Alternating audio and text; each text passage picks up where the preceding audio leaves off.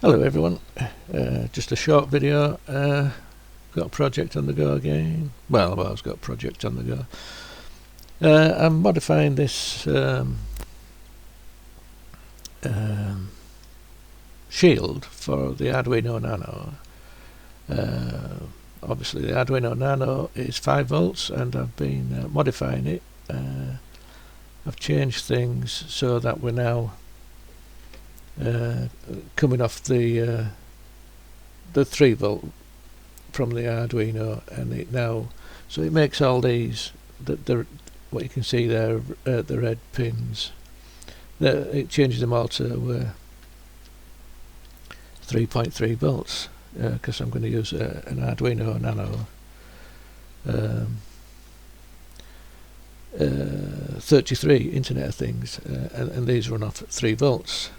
But because they're in the nano format, they can quite nicely plug into one of these shields, and they've kept the same pin configurations. They're all underneath, like. There's one thing with the Arduino Nano 33. Because it's 3 volts, if you want a 5 volt 5 volt power coming from this, you can get it from the USB port, but you have to bridge your jumper. Can we get that to zoom in? Yeah, I'll turn it the right way up. There we go. Zoom. There we are. Focus. Right. Yeah. So this is voltage from USB. And you just bridge these two contacts together and it gives you 5 volts on this pin. So you need that because it's the 5 volt pin that actually powers it powers this regulator, and this regulator then powers this rail here, this 3.3 volt rail.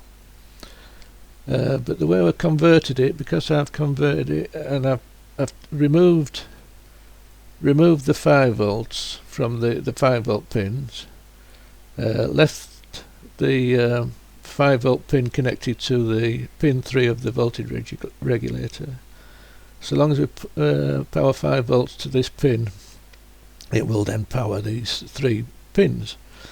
But the rest of the red ones are all coming from the Arduino's 3.3, and the Arduino Internet Things will, from the V in, the regulator, I think it's this one here, this regulator will can handle 21 volts going into it, and it brings 3 volts out, and you can then use these breakout pins with the 3.3 volts on them, and it'll handle up to about 600, is it 800 milliamps, I think, or 600? No, I think it was 600. But I think it's a bit on the conservative side, because the chip itself can do 1.2 amps, but it's also got to power all this lot on the board as well.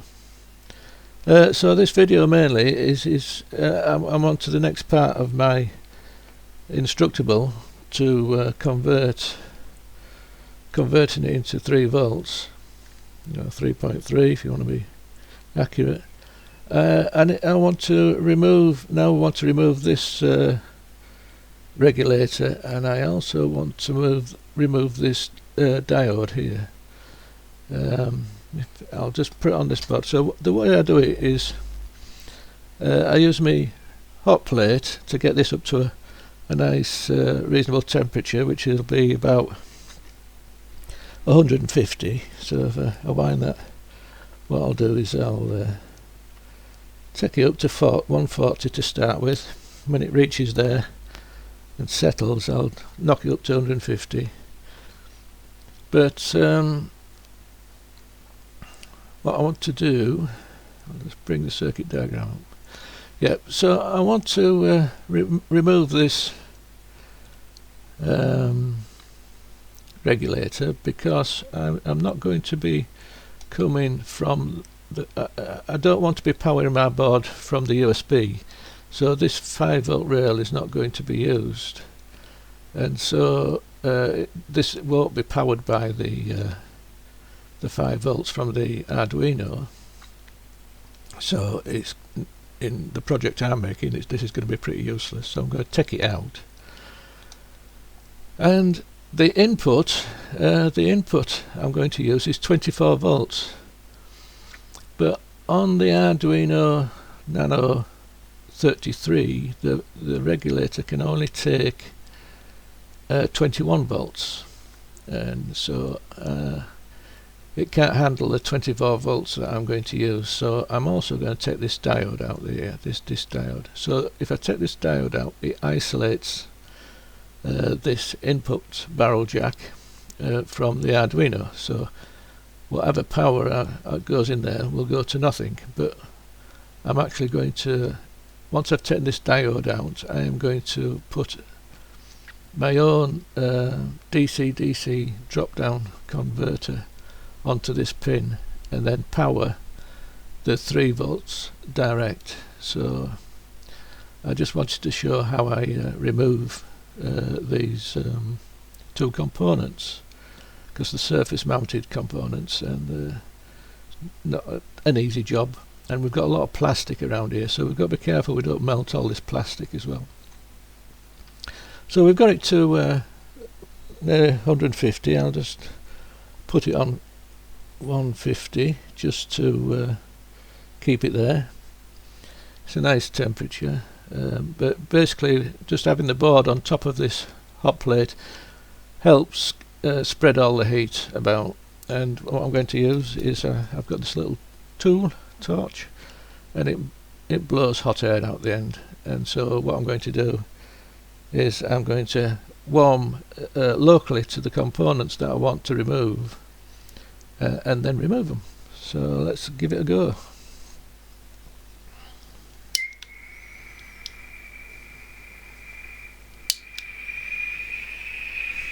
There we go, got that started up. Sounds a bit like a jet engine. Give me tweezers, because it's all going to get hot in that area. Get my glasses so I can see what I'm doing.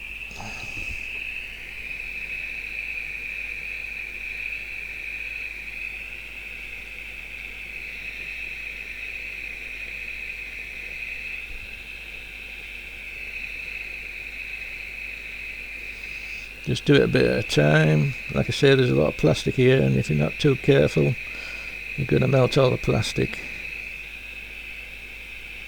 There we go, that's the first one done. Put that over there. You can save that and use that later on in another project. And then I just want the I want the diode out, so there. Oh hell! Just dropped my tweezers. I'm going to keep the video going because I can't repeat the first bit. So just bear with me a minute, they're a bit noisy.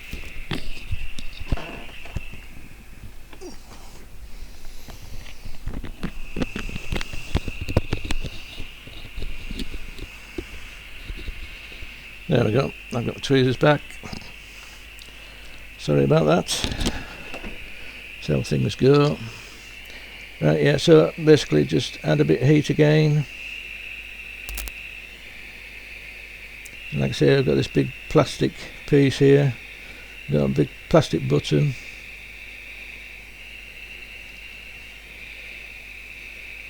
And also, oh, you can see I'm actually melting the actual plastic on this capacitor. But we try not to. There we go, that's that one out. Save that, nice good diode, protection diode.